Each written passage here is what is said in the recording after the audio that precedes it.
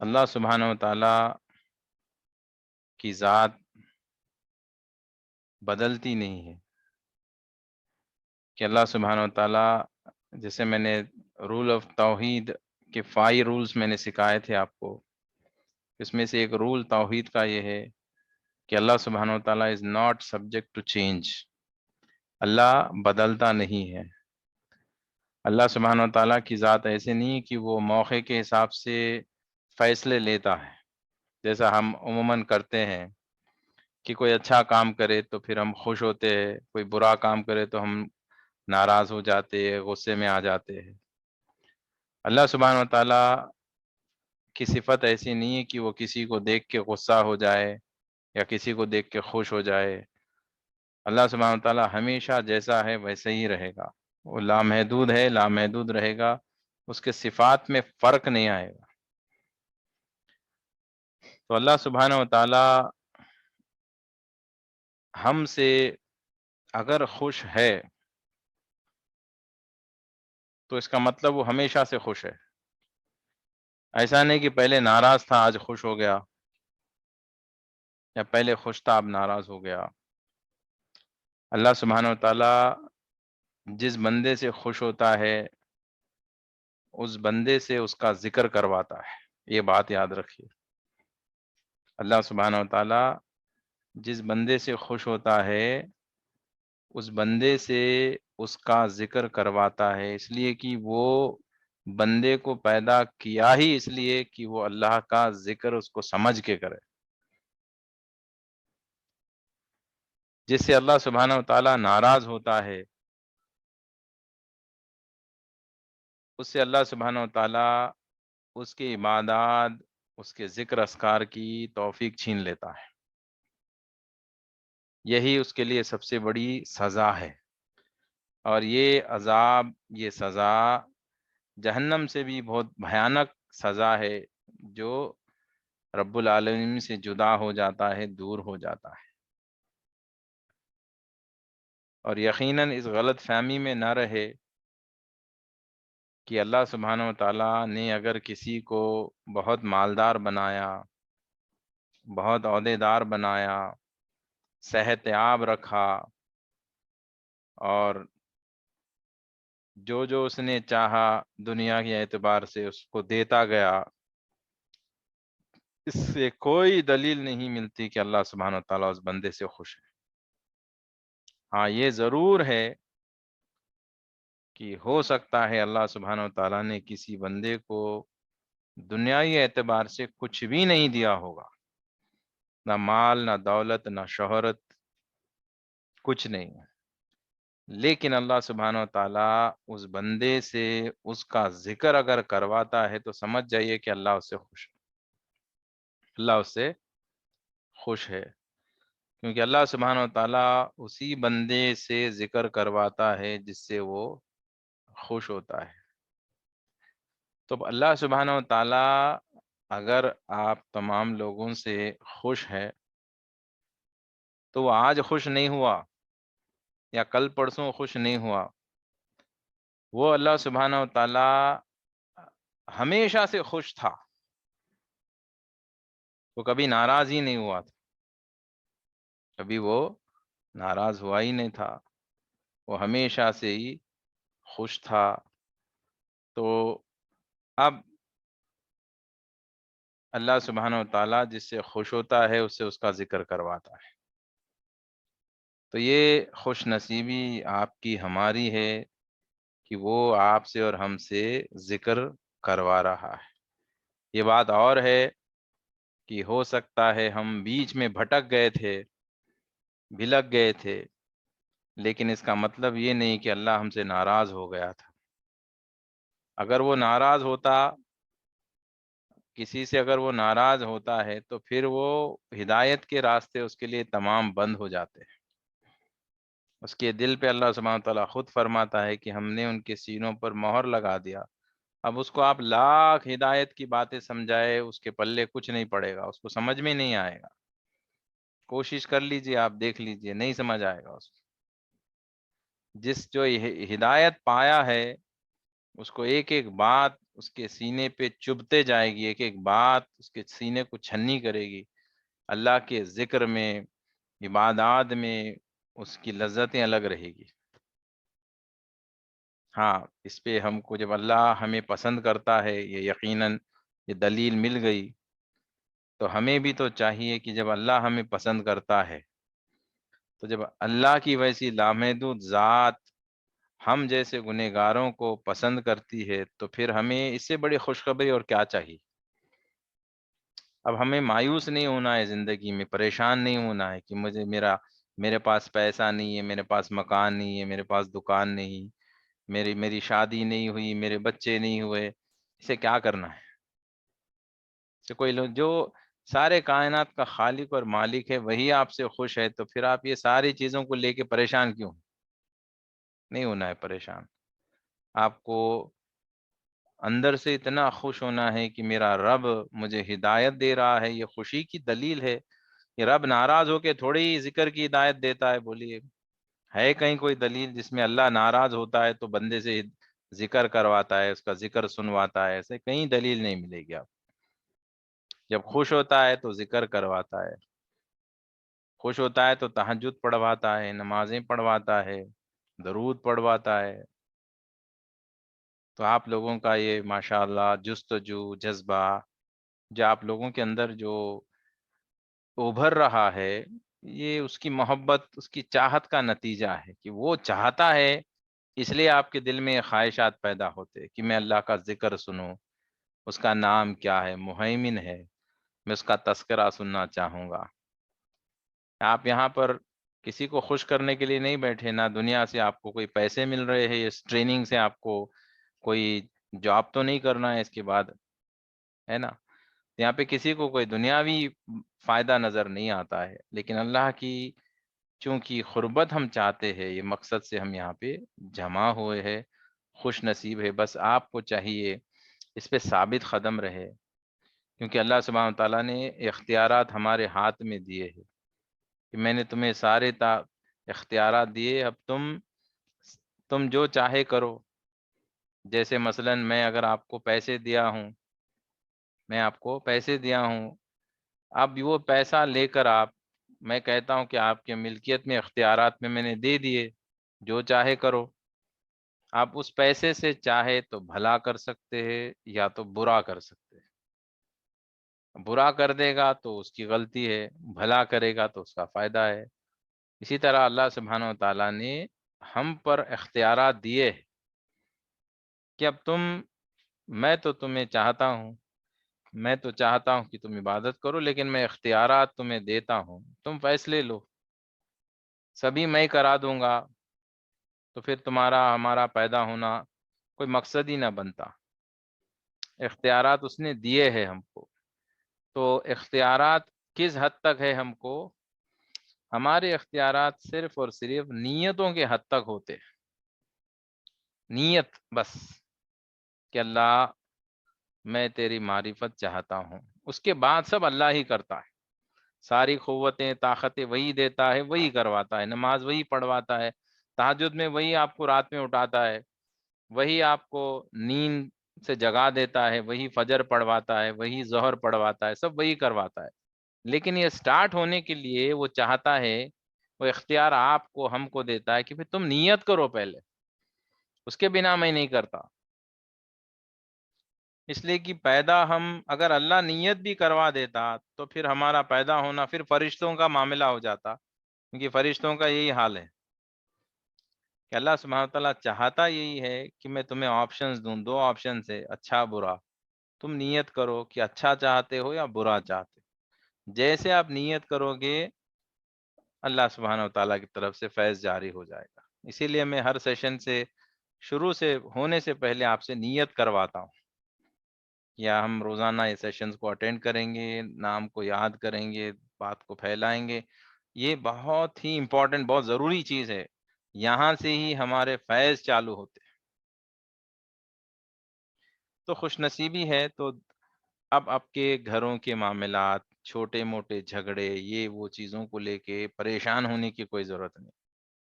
ہماری سب سے بڑی خوش نصیبی ہے کہ اللہ سبحانہ و تعالی ہمارے شہرک سے زیادہ قریب ہے، کہ وہ لامحدود ذات اس کی، ہماری کوئی اوقات اور حیثیت نہیں. ہم تو ہماری زندگی تو بس جانور سے بھی بدتر ہماری زندگی، ہماری کیا اوقات اور کیا حیثیت، ہم ہے ہی نہیں کچھ. لیکن وہ کریم اللہ محدود ذات، وہ ہم جیسے گنہگاروں کی شہرک سے بھی زیادہ قریب ہے. اب اور کیا چاہیے؟ تو آج کا جو عنوان ہے مہیمن، اسی کا یہی عنوان ہے کہ وہ ہمارا محافظ ہے، ہماری حفاظت کرتا ہے، ہمارا گارڈین ہے. اب آپ دیکھیے کہ وہ Z+ سیکیورٹی کہتے انڈیا میں، کہ جو سب سے زیادہ مالدار ہے، یا پرائم منسٹر ہو، یا جو بھی بڑے بڑے پوزیشن کے ہوتے ہیں، ان کو یہ سیکیورٹی دی جاتی ہے، جس میں بہت سارے سیکیورٹی گارڈز ہوتے ہیں اور بہت ساری گاڑیاں ہوتی ہے. اب آپ بتائے مجھے کہ یہ سارے سیکیورٹی گارڈز کیا اس شخص کو کووڈ-19 سے بچا سکتے ہیں؟ کیا بتائیں مجھے آپ، کووڈ-19 سے اس کو بچا سکتے ہیں کیا؟ وہ وائرس تو گھس جائے گا کہیں سے بھی. اتنی ساری سیکیورٹی ہونے کے باوجود بھی اگر اس کی موت آئے تو آپ بتائیں کیا وہ موت سے بچ پائے گا؟ اگر اس کو بیماری آئے، کیا وہ بیماری سے بچ پائے گا؟ ہارٹ اٹیک سے بچ پائے گا؟ کوئی بھی قسم کی بیماری ہو وہ بچ پائے گا؟ اتنی ساری سیکیورٹی ہے. کہیے آپ سیکیورٹی سے کہ بچا لو اس کو، مرنے والا ہے بچا لو. الیگزینڈر دی گریٹ کا یہی حال تھا، اس نے ساری دنیا کو فتح کر لیا.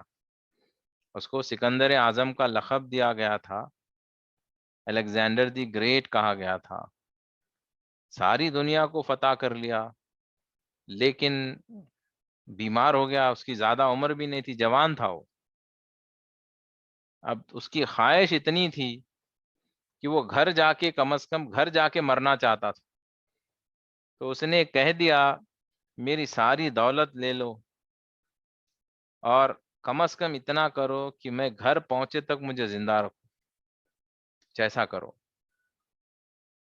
تو اس کے پاس جو کچھ تھا وہ ساری چیزیں آفر کرنے کے لیے تیار تھا، لیکن اللہ سبحانہ و تعالیٰ کی مرضی تھی. اس کو جہاں پہ اللہ نے چاہا وہیں مرنا تھا، اور وہ وہیں مر گیا. اب بولیے کیا کرے گا؟ کیا کر لیا سیکیورٹی، ساری الیگزینڈر گریٹ کی سیکیورٹی، ساری دنیا پہ حکومت کرنے والا راستے میں مر گیا.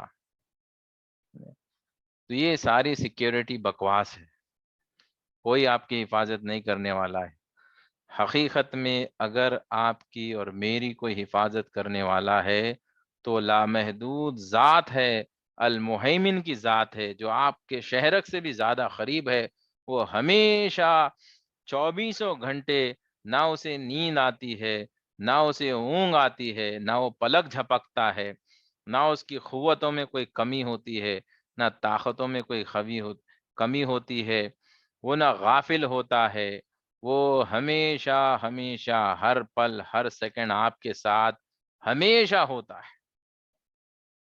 آپ بتائے ہے کوئی ایسا سیکیورٹی گارڈ جو اتنے قریب ہو کہ آپ کے جان سے بھی زیادہ قریب، ہمیشہ آپ کے ساتھ رہے، اور ایک پل کے لیے بھی نہ پلک جھپکے، نہ نیند آئے، نہ اونگ آئے، اور طاقت ایسی کہ لامحدود، قوت ایسی کہ لامحدود. آپ کو انفائنائٹ پروٹیکشن مل رہا ہے المہیمن سے. اس سے زیادہ آپ مجھے بتائے کہ ہے کوئی اور آپ کو پروٹیکشن دے سکے؟ اللہ کی قسم، اللہ احد ہے، اس کی طرح کوئی نہیں، اس کی طرح کوئی نہیں. وہ جیسے پروٹیکشن ہمیں دیتا ہے، جو ہمیں گارڈ کرتا ہے، اس کی طرح گارڈ کرنے والا کوئی نہیں. وہ صرف اللہ احد ایک ہی ہے، ایک ہی ہے جو ہمیں 24 گھنٹے گارڈ کرتے ہی رہتا ہے، 24 گھنٹے گارڈ کرتے ہی رہتا ہے۔ اب آپ دیکھیے کہ ہم جو ہے دنیا کے باڈی گارڈز کے پیچھے پڑے ہیں، کہ اگر کسی منسٹر کو باڈی گارڈز کے ساتھ جاتے ہوئے دیکھے تو رش کرتے بیوقوف لوگ کہ واہ کیا باڈی گارڈز کے ساتھ جا رہا ہے، گن مینز کے ساتھ گھوم رہا ہے۔ کیا کرے گا گن مین؟ بتائے آپ کیا کر لیں گے؟ یہ باڈی گارڈز کی کوئی طاقت و قوت بھی ہے ان کی؟ سب سے بڑا گارڈ تو گارڈین تو اللہ سبحانہ و تعالیٰ ہے، وہی ہمارا گارڈین ہے، وہ ہر پل ہمیں گارڈ کرتا ہے۔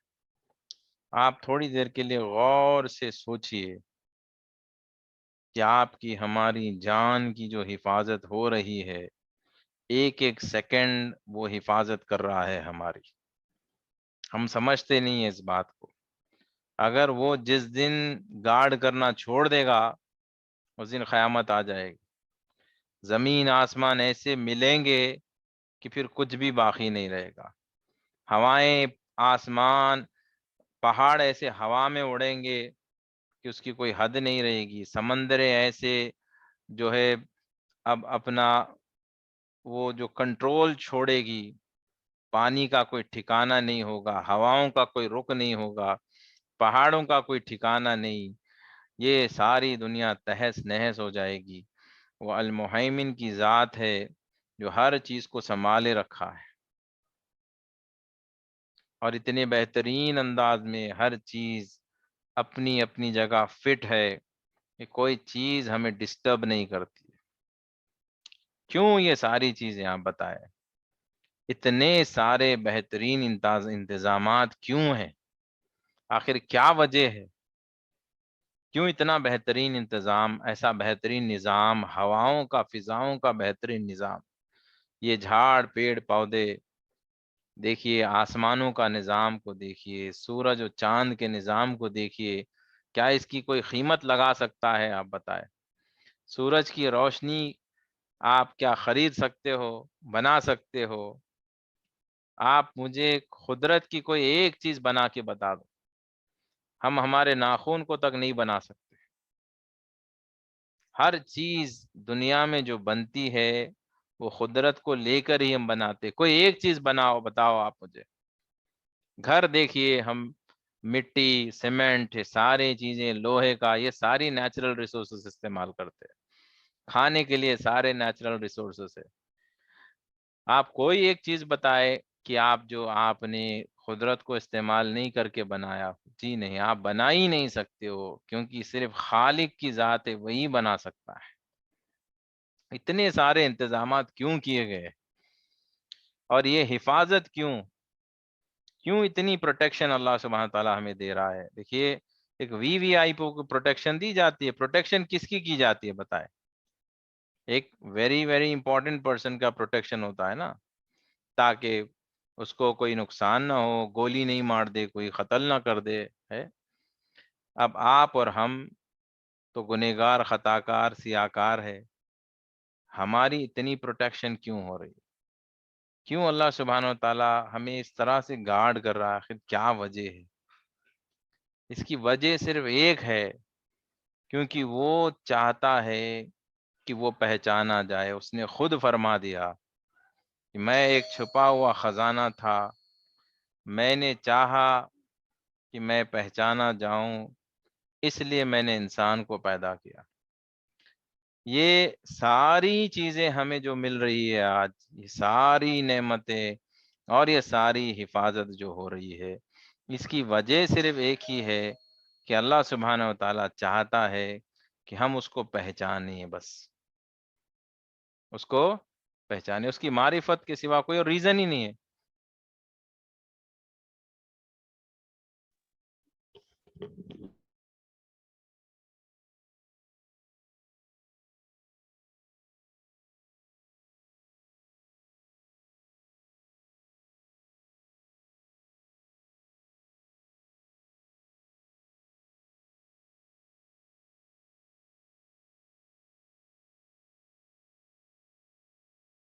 کوئی اور وجہ ہی نہیں۔ اللہ سبحانہ و تعالیٰ نے اتنا سب کچھ ہمیں دیا ہے، دے رہا ہے، دے رہا ہے، اس کی مین عین وجہ کیا ہے کہ وہ چاہتا ہے کہ ہم اس کو پہچانے بس۔ پھر پہچان کے کرے کیا؟ اللہ کو پہچان کے کرے کیا؟ اس کو پہچان کے اب اس کی عبادت کرے، کیونکہ اب جب اللہ سبحانہ و تعالیٰ کو آپ پہچاننا شروع کریں گے تو پھر کیا کریں گے؟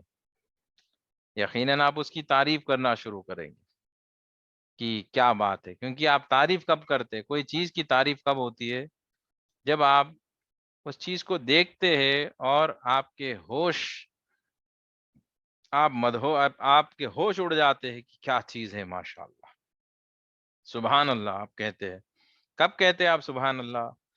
جب آپ کو کوئی چیز ایسی دکھتی ہے جو آپ نے دیکھا ہی نہیں، یا بہترین لگے آپ کو، تو آپ سبحان اللہ کہتے ہیں۔ تو اللہ سبحانہ و تعالیٰ یہی چاہتا ہے کہ آپ اس کی تعریف اس کو جان کے کرو۔ بنا جانے آپ کریں گے نا تعریف تو ثواب لکھا جائے گا۔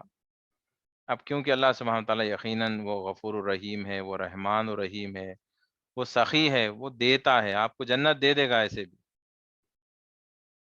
لیکن جو مقصد سے ہم پیدا ہوئے وہ مقصد پورا نہیں ہوگا، ساری لامحدود زندگی ایسے گزاریں گے کہ صرف جنت کے میوے کھاتے رہیں گے۔ کچھ لوگ ایسے ہوتے ہیں کہ وہ جنت کے میوے میں ہی انہیں مزہ آتا ہے، بس وہی ان کو لگتا ہے کہ بس یہی سب کچھ ہے۔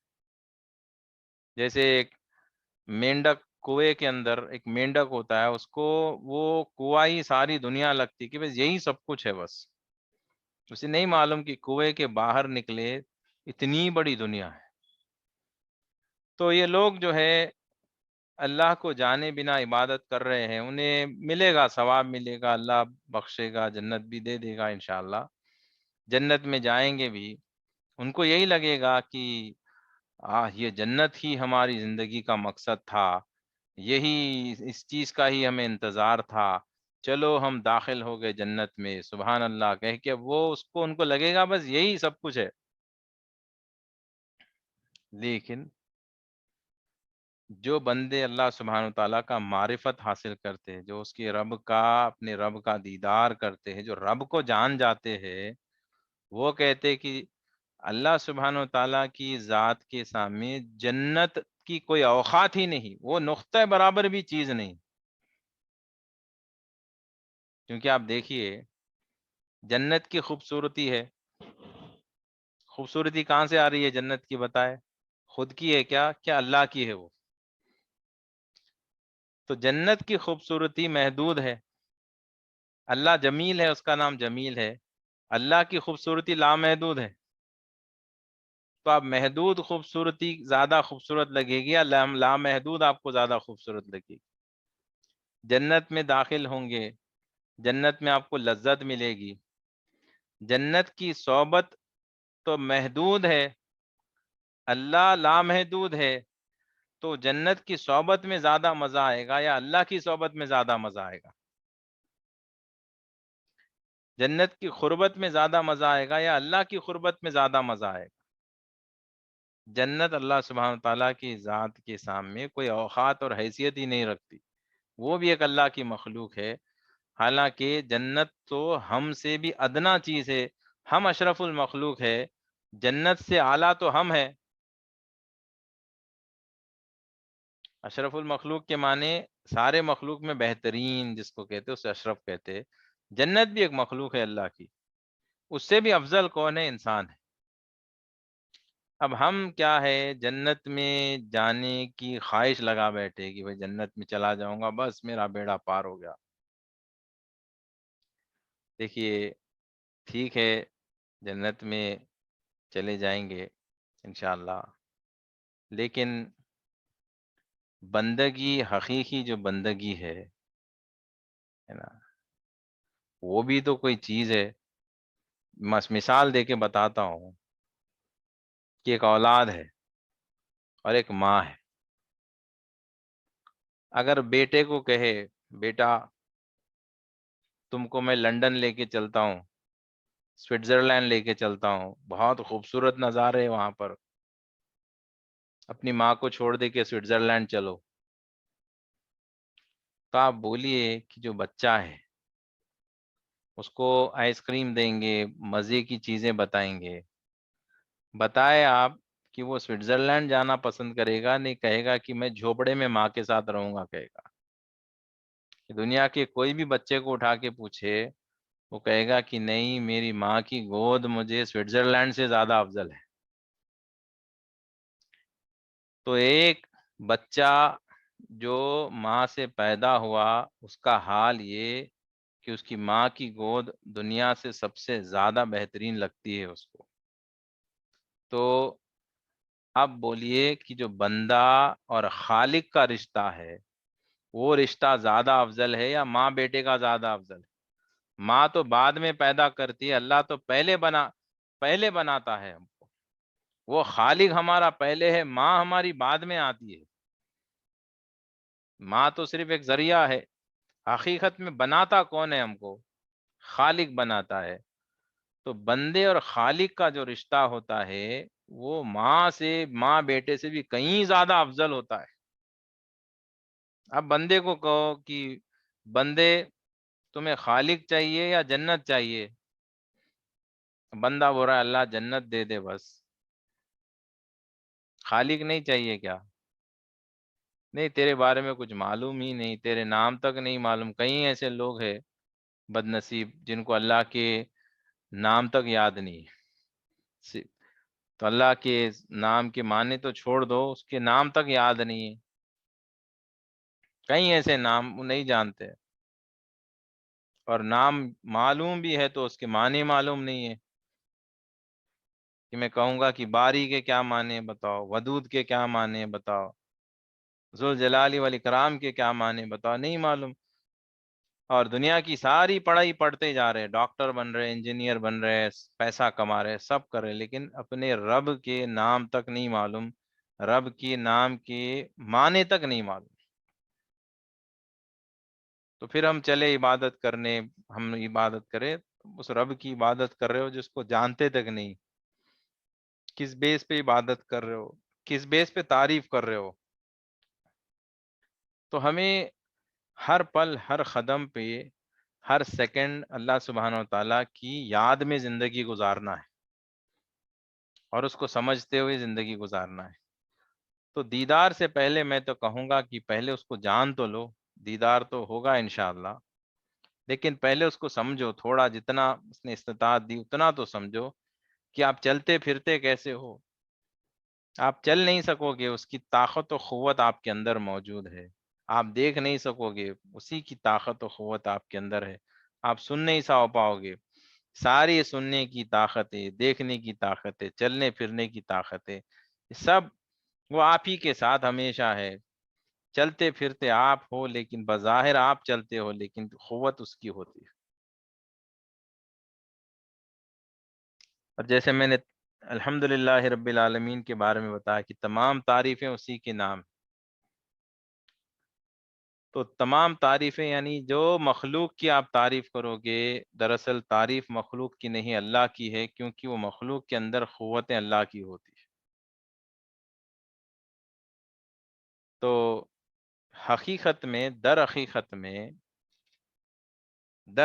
میں اللہ کی تعریف صرف اللہ ہی کرتا ہے، کوئی اور نہیں کرتا۔ یہ حقیقت کی بات بتا رہا ہوں، اللہ کی جو تعریف ہے اللہ ہی کرتا ہے، آپ اور میں نہیں کرتے۔ وہ کیسے؟ اگر آپ کہیں گے تعریف تو میں کرتا ہوں، لیکن زبان بظاہر آپ کی لگتی ہے، لیکن آپ کے اندر کا سارا پاور، آپریٹنگ سسٹم جو ہوتا ہے آپ کے اندر، یہ سارا جو پاور ہے اللہ کا ہی ہے۔ وہ جب تک آپ کے اندر الہام نہیں کرے گا کہ تم میرا ذکر کرو، آپ کر ہی نہیں پائیں گے۔ جب تک وہ دل میں آپ کے بات نہیں ڈالے گا کہ تو میرا ذکر کر، آپ کر ہی نہیں پائیں گے اس کا ذکر۔ اور جب تک وہ دل میں نہیں ڈالے گا، ذکر نہیں کر پاؤ گے۔ اور اس کے علاوہ وہ پہلے وہ آپ کے دل میں ڈالتا ہے، پھر وہ آپ کے اندر قوت ڈالتا ہے، پھر وہ آپ کی زبان کے اندر وہ تاثیر پیدا کرتا ہے، وہ سارا پاور وہی دیتا ہے، آواز آپ کی زبان سے نکلتی ہے لیکن ذکر اللہ خود ہی کرتا ہے۔ اگر آپ کہیں گے کہ میں کرتا ہوں اللہ کا ذکر، تو یہ غلط ہو جائے گا کہ آپ کے اندر کی جو قوتیں ہیں آپ کی ہے ہی نہیں، وہی کرتا ہے۔ بظاہر آپ نظر آتے ہو، بظاہر آپ دکھتے ہو، آپ کی زبان دکھتی ہے، لیکن ساری طاقتیں قوتیں کیونکہ وہ آپ ہی کے اندر موجود ہے۔ وہ نہیں چاہے گا آپ ذکر نہیں کر پاؤ گے، آپ اس کے مرضی کے بنا آگے بڑھ ہی نہیں سکیں گے، آپ کی زبان نہیں کھلے گی، کیونکہ اللہ سبحانہ و تعالی کی ذات ہی اتنی بڑی ہے کہ اس کا ذکر آپ اور میں کر ہی نہیں سکتے، کیونکہ آپ اور ہم کوئی ہے ہی نہیں، کوئی ہماری اوقات اور حیثیت ہی نہیں، ہم کون ہوتے ہیں اس کا ذکر کرنے والے؟ ہم کیا سمجھتے میں 2 گھنٹے ذکر کر رہا ہوں، میں 3 گھنٹے کر رہا ہوں، میں اللہ کا اتنا ذکر کر رہا ہوں؟ جی نہیں، آپ نہیں کرتے، وہ خود ہی کرتا ہے، وہ طاقت قوتیں وہی دیتا ہے، اسی کی طاقت ہے۔ آپ ذکر کر رہے ہو لیکن حقیقت میں ذکر کی قوتیں طاقتیں اللہ ہی دیتا ہے۔ جو اچھا کام آپ کرتے یاد رکھیے آپ نہیں کرتے، اللہ خود ہی کرتا ہے۔ آپ صدقہ دیتے ہو، آپ سمجھتے ہو میں دے رہا ہوں، جی نہیں، وہ صدقہ دینے، وہ ساری آپ کو سہولتیں وہی دیتا ہے، اسباب وہی بناتا ہے، الہام وہی کرتا ہے، پھر صدقہ آپ دے دیتے، لیکن پھر وہ خود کہتا ہے کہ تم نے صدقہ دیا، اس کا ثواب ہمیں دیتا ہے۔ بالکل، آپ سمجھ لیجئے مثال کے طور پہ، ہم کبھی کبھی چھوٹے بچوں کو کار چلاتے وقت ساتھ گود میں بٹھا لیتے اسٹیئرنگ کے لیے، اور بچے ہاتھ میں اسٹیئرنگ پکڑتے، اور بچہ سمجھتا ہے کہ اب میں ڈرائیو کر رہا ہوں، بچہ خود ڈرائیو کر رہا سمجھتا ہے، لیکن حقیقت میں ڈرائیو تو جو ڈرائیور ہوتا ہے ہم چلا رہے ہیں، اسٹیئرنگ کو ہم نے پکڑ رکھا ہے، بچے کو صرف کہا کہ تم ہاتھ رکھو اپنا، اب بچے کو یہ محسوس کروا رہے کہ بیٹا تم ہی چلا رہے ہو گاڑی، تمہاری گاڑی ہے، تم ہی ڈرائیو کر رہے ہو، بچہ خوش بھی ہوتا ہے، لیکن حقیقت میں ڈرائیو تو ہم ہی کر رہے ہیں۔ اسی طرح سے بظاہر ہم اس کا ذکر کر رہے ہیں، تعریف کر رہے ہیں، لیکن سارے پاورز ہمارے اندر جو قوتیں ہیں اسی کی، وہی ڈرائیو کرتا ہے، ہم صرف اسٹیئرنگ پہ ہاتھ رکھ کے بیٹھے کچھ نہیں۔ تو میں اس لیے یہ بات کر رہا ہوں کہ کبھی بھی دل میں، اگر آپ کے دل میں شیطان یہ وسوسہ ڈالے کہ تم اتنا اچھا ذکر کر رہے ہو، تم اتنے بڑے مقام پہ آ گئے ہو، اتنے بلند مقام پہ آ گئے ہو، ایسے وسوسے اگر آپ کو آئے تو آپ یہ کہیے کہ میں کہاں ذکر کرتا ہوں، ذکر تو اللہ ہی کرتا ہے۔ یہ شیطان کی بھی ایک چال ہوتی ہے، جہاں پہ وہ کہتا ہے کہ آپ کی زبان میں اتنی تاثیر کہ آپ کے کہنے پر اتنے لوگ بدلتے ہیں، اتنے لوگ نماز پڑھ رہے ہیں، اتنے لوگ چینج ہو رہے ہیں، آپ کی زبان میں بہت تاثیر ہے۔ میں کہوں گا کہ کہاں میری زبان ہے، یہ زبان تو بظاہر میری لگ رہی ہے، لیکن یہ قوت جو ہے، بولنے کی طاقت تو اللہ کی ہے۔ میں کہاں بولتا ہوں، وہی الہام کرتا ہے، بولتے چلے جاتا ہوں۔ تو اس چیز کو سمجھنا ہی رب کو سمجھنا ہے، جس نے، جیسے کہ حدیث میں آیا ہے، جس شخص نے خود کو جان لیا اس نے اپنے رب کو جان لیا، یہ بخاری شریف کی حدیث۔ آپ خود کو ہی جان لیجئے، آپ کو سمجھ میں آ جائے گا اللہ کون ہے۔ آپ آسمانوں کو، عرش کے بارے میں کوئی اسٹڈی کرنے کی ضرورت نہیں آپ کو، کہ عرش پہ کیا ہے، جنت میں کیا ہے، کوئی ضرورت نہیں آپ کو۔ آپ کو کہیں حرم شریف میں جا کے کعبے کے طواف کرتے ہوئے اللہ کو جاننا نہیں ہے، کہیں جانے کی ضرورت نہیں آپ، خود کو جانو آپ، یہ طاقتیں قوتیں کہاں سے آتی ہے، کیسے چلتا ہے۔ اگر صحیح کامل پیر و مرشد کا ہاتھ سر پہ ہو تو بہت آسانی سے جان جاؤ گے کہ اللہ آپ کے کون ہے اللہ۔ جیسے میں ہمیشہ مثال دیتا ہوں کہ گھر میں آپ جتنے الیکٹرانک کے آپ کے ڈیوائسز دیکھتے، گیڈجٹس دیکھتے، اپلائنسز دیکھتے، اس میں پاور الیکٹریسٹی کا ہوتا ہے۔ بظاہر تو بہت زیادہ روشنی نظر آتی ہے ٹیوب لائٹ میں آپ کے، لیکن یہ ٹیوب لائٹ دیتا ہے لائٹ، یا اس کے اندر کا جو پاور ہے وہ لائٹ جنریٹ کرتا ہے۔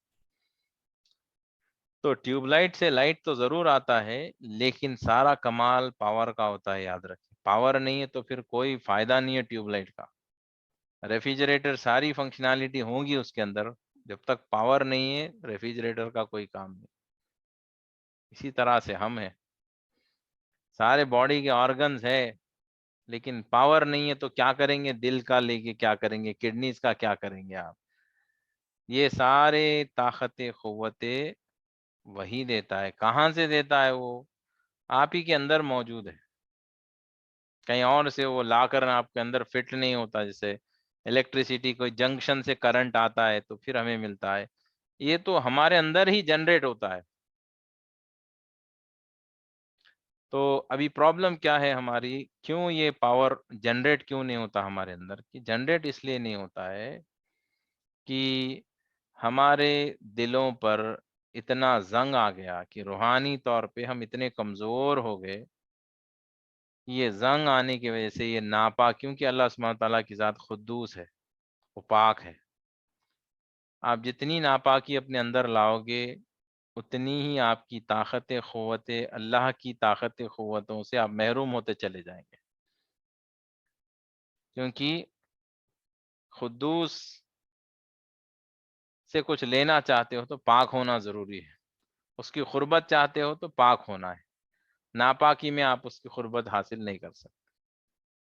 جو پاک ہے وہی اس کے قریب ہے، جتنا قریب ہوگے اتنی آپ کو طاقت قوتیں ملیں گی، جتنے دور ہوتے جائیں گے، جیسا وائی فائی کا سگنل کم ہوتے چلے جاتا ہے، آپ دور ہوتے جائیں گے، یہی ہمارا حال ہے۔ جتنا وائی فائی کے راؤٹر کے قریب ہوں گے اتنا پاور سگنل ملے گا، جتنا دور ہوں گے سگنل تو رہے گا لیکن بہت سلو ہو جائے گا۔ آج ہمارا حال یہی ہے۔ کیوں دور کیوں ہو گئے؟ دور کیا چیز دور کرتی ہے؟ جو اس کو ناپسند ہے، یعنی ناپسند سے اور ڈیپ بات بتاتا ہوں، اس کی غفلت ہمیں دور کر دیتی ہے اس کو، یعنی اللہ کو بھولنا ہی گناہ ہے۔ حقیقت میں شریعت تو آپ کو یہی بتاتی ہے کہ شراب پینا حرام ہے، میوزک سننا حرام ہے، غیر محرم سے بات چیت کرنا حرام ہے۔ شریعت بتاتی ہے، میں طریقت بتاتا ہوں کہ حقیقت میں اللہ کو ایک پل کے لیے بھول جانا ہی سب سے بڑا گناہ ہے، کیونکہ یہ ساری چیزیں شریعت میں اس لیے بنائی گئی ہے کہ یہ ساری چیزیں آپ کو اللہ سے دور کرتی، اللہ کو بھلا دیتی ہے۔ میں کوئی نئی بات نہیں بتا رہا ہوں آپ کو، میں آپ کو ڈائریکٹ حقیقت کی بات بتا رہا ہوں کہ شراب حرام ہی اس لیے ہے کہ پی کے بندہ اللہ کو بھول جاتا ہے۔ اور بندہ جو ہے، میوزک بھی جو حرام ہے اسلام میں، کیوں؟ میوزک میں وہ گم ہو جاتا ہے اللہ کی۔ اگر کوئی ایسی میوزک ہے جو آپ کو اللہ کو یاد دلاتی ہے تو پھر وہ جائز ہو جائے گی آپ کو۔ جیسے آپ دیکھیے سما ہوتی ہے، قوالی ہوتی ہے خواجہ غریب نواز کی بارگاہ میں، کچھ لوگ سوال اٹھاتے کہ بھئی قوالی کیا حرام ہے یا حلال ہے؟ ہاں، شریعت آپ کو کہے گی کہ میوزک حرام ہے، لیکن پھر یہ خواجہ غریب نواز کی بارگاہ میں، ایک ولی کے بارگاہ میں پھر قوالی کیوں ہوتی ہے؟ وہاں پہ وہ کیوں بجاتے ہیں؟ وہ جو کلام وہ پڑھتے ہیں اللہ کی شان میں، اللہ کے نبی کی شان میں، اولیاء کی شان میں، وہ سن کر آپ اللہ سے دور نہیں ہوتے، اللہ کے اور قریب ہو جاتے، اس لیے وہ جائز ہو جاتی۔ بھئی کوئی ایسی شراب مجھے پلائے جو اللہ کے قریب کرے تو میں پہلے پی لوں گا اس کو، وہ حرام کیسے ہوگی مجھ کو؟ اگر کوئی کہے کہ بھئی یہ شراب ہے، آپ پیتے اللہ کے قریب ہو جائیں گے، تو میں پہلے پی لوں گا اس کو۔ شراب حرام ہی اس لیے ہے کہ اللہ سے دور ہو جاتا ہے بندہ، اگر وہ قریب کرتی تو پھر وہ تو فرض ہو جاتا پینے پر۔ اسی طرح جو بھی چیز ہے جو اللہ سے آپ کو دور کرتی ہے، جس کا ذکر قرآن حدیث میں نہیں بھی آیا ہوگا، میرے فلاں چیز سے اللہ سے دور ہو رہا ہے بندہ، اللہ کو بھول رہا ہے، تو وہ حرام ہے آپ کے اوپر۔ تو اولیاء اللہ بزرگان دین کا طریقہ یہ تھا کہ وہ دنیا کی ساری لذتوں کو ترک کر دیتے تھے، کیونکہ دنیا کی لذت اللہ سے دور کر دیتی ہے۔ حالانکہ حلال ہے، شریعت حلال بولتی ہے آپ کو، لذیذ کھانا حلال ہے، حرام نہیں. آپ بریانی جو مزے کے کھاؤ، کوئی روک ٹوک نہیں ہے. لیکن اولیاء اللہ کیا کرتے تھے؟ نہیں، یہ لذت میں بھی میں اللہ کو بھول جاؤں گا، نہیں نہیں مجھے مزہ آ رہا ہے، نہیں چاہیے، ٹیسٹ نہیں چاہیے بولتے تھے. سوکھی روٹیاں کھاتے تھے، کیونکہ لذت میں تھوڑی دیر کے لیے غافل ہو جاتے آپ. ارے بہت مزہ آ رہا ہے، مزے میں آپ کو اللہ یاد نہیں آئے گا، نہیں چاہیے. وہ ایئر کنڈیشن، خوبصورت مکانات بنانا، عیش و آرام ہونا، یہ کبھی ان لوگوں نے پسند نہیں کیا. یہاں تک کہ نبی کریم صلی اللہ علیہ وسلم کو ایک مرتبہ اما عائشہ رضی اللہ تعالیٰ عنہا نے ان کی جو چادر مبارک بچھا کر سویا کرتے تھے، وہ چادر کو سنگل جیسے ہم بچھاتے ہیں، اگر اس کو آپ ڈبل کریں گے تو تھوڑا موٹا ہوگا اور نرم ہوگا تھوڑا، لیکن نبی کریم صلی اللہ علیہ وسلم اس کو سنگل بچھاتے تھے، پتلا بالکل.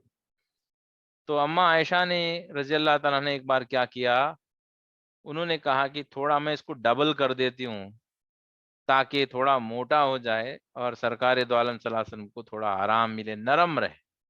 کیونکہ زمین پر پتلا بچھائیں گے تو زمین کی سختی جسم کو لگے گی، تکلیف ہوگی. ان کا خیال ایسا رہا کہ وہ ڈبل کر دیے. تو نبی کریم صلی اللہ علیہ وسلم سو گئے. جیسے ہی سوئے، اٹھے اور جلال میں آ گئے. کہا کہ عائشہ تم نے کیا کر دیا؟ یہ یا رسول اللہ میں نے اس کو ڈبل کر دیا تھا. کہا کہ نبی کریم صلی اللہ علیہ وسلم نے فرمایا کہ عائشہ ایسا مت کرو، یہ آرام مجھے میرے اللہ سے دور کر رہی ہے، اللہ سے بات چیت کرنے میں میرے لیے درار بن رہی ہے. فرمایا دیکھیے ہم نرم گدوں پہ سوتے ہیں آج. ایک اللہ کے نبی سب سے محبوب ہے، حبیب ہے، وہ کہہ رہے ہیں کہ میں اگر صرف چادر کو ڈبل کر دیا تو کہتے ہیں کہ میں درار بن رہی ہے یہ چیز. اس کو انہوں نے پسند نہیں کیا. ہم تو لذیذ لذتوں کے کھانے کھا رہے ہیں، چلو جائز ہے بول کے کھاتے جا رہے ہیں. ہر وہ لذت، دیکھیے دنیا کی ہر لذت اللہ سے دور کرتی ہے، جائز ہو تب بھی دور کرتی ہے. یاد رکھیے کہ نبی کریم صلی اللہ علیہ وسلم کا طریقہ بھی کبھی نہیں رہا وہ لذتوں کے پیچھے نہیں گیا. آپ دیکھیے اہل بیت کے ساری زندگی کو دیکھیے، صحابہ کی زندگی کو بھی دیکھ لیجیے آپ. عبد الرحمن بن عوف رضی اللہ تعالیٰ عنہ سب سے زیادہ مالدار تھے، لیکن ان کی رہن سہن کو دیکھیے آپ. ایک صحابی کی ہسٹری مجھے بتائے کہ وہ صحابی عیش و آرام سے نوز باللہ رہا کرتے تھے، جائز چیزیں ہی صحیح، لذیذ کھانے کھائے اور ڈھیر سارے کپڑے تھے. جی نہیں. یہاں تک کہ شیخ عبد القادر جیلانی غوث اعظم رحمۃ اللہ علیہ، وہ بھی کروڑ پتی شخصیت تھی، ان کے پاس بہت مال تھا، لیکن وہ کپڑے کیسے پہنتے تھے؟ گھر میں ٹاٹ کے کپڑے پہنتے تھے، ٹاٹ کے. صرف نماز کے لیے، عبادت کے لیے جاتے تب اچھا جوڑا مہنگا پہنا کرتے تھے، کیونکہ یہ کہتے کہ میں میرے اللہ کی بارگاہ میں جا رہا ہوں تو اچھا سے اچھا لباس پہن کے جانا چاہتا ہوں، اس لیے وہ پہنتے تھے. لیکن گھر میں جب ہوتے، ٹاٹ کا لباس. کیوں؟ یہ لذتیں ہمیں اللہ سے دور کرتی ہیں. اولیاء اللہ کا طریقہ بھی ایسا تھا، وہ سوتے تھے، وہ نیند آتی تھی تو کہتے کہ تھک گیا میں ذکر کر کر کے، تھوڑی دیر لیٹ جاؤں گا. لیٹتے تھے، پھر خیال آتا تھا کہ نہیں نہیں بہت مزہ آ رہا ہے. لیٹتے تھے، بہت مزہ آ رہا ہے، اچھا لگ رہا ہے. اپنے آپ سے پوچھتے تھے بہت اچھا لگ رہا ہے؟ ہاں. نفس کہتا بہت مزہ آ رہا ہے، بہت تھک گیا تھا میں، اتنا سکون مل رہا ہے. تب کہتے تھے اچھا اتنا سکون مل رہا ہے، بہت مزہ آ رہا ہے لیٹنے سے؟ ہاں بہت سکون مل رہا ہے. ٹھیک ہے میں ابھی اٹھ کے اب میں نماز پڑھتا ہوں. تو ایسے سکون مل رہا ہے، بہت مزہ آ رہا ہے، ایسے ٹائم پہ وہ اٹھ کے نماز پڑھتے تھے. کیونکہ اپنے سکون کو ترک کرنا ہی یہی عبادت ہے. اللہ کو یہی پسند ہے کہ آپ اپنی قربانی دو. کہ اللہ سبحانہ وتعالیٰ قرآن میں خود فرماتا ہے تم میری قربت جب تک حاصل نہیں کر سکو گے جب تک تم اپنی عزیز چیز میری راہ میں قربان نہ کر دو.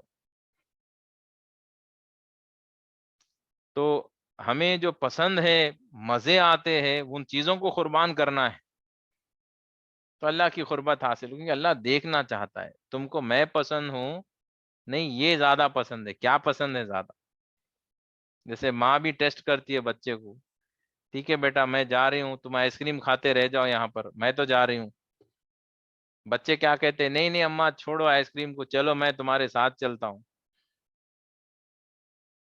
کیونکہ بچے کا جو ہے اس کی محبت اتنی پاک ہوتی ہے بچوں کی، کہ وہ ایک دم پیور ہوتے ہیں، ان کے اندر سیلفشنس نہیں رہتا. ہمارے اندر جوان ہونے کے بعد یہ نفس آ جاتا ہے نا، یہ سیلفشنس آ جاتا ہے. ماں اب کہے میں جا رہی ہوں تو کہے گا کہ جاؤ میں تو بیوی کے ساتھ مزے میں رہوں گا، بیوی کے ساتھ مزے میں رہوں گا. اماں جا رہی کہے تو جاؤ اماں میں کیا کروں بس. یہ حال ہو گیا ہمارا. تو ہماری لذتوں کو جب تک ختم نہیں کریں گے، یہ دنیا کی لذتوں کے پیچھے بھاگتے رہیں گے، اس کی قربت حاصل نہیں ہو پائے گی. جیسے بی بی فاطمہ الزہرا رضی اللہ تعالیٰ عنہا کی شادی کا جوڑا تھا، انہوں نے کبھی نیا جوڑا نہیں پہنا تھا.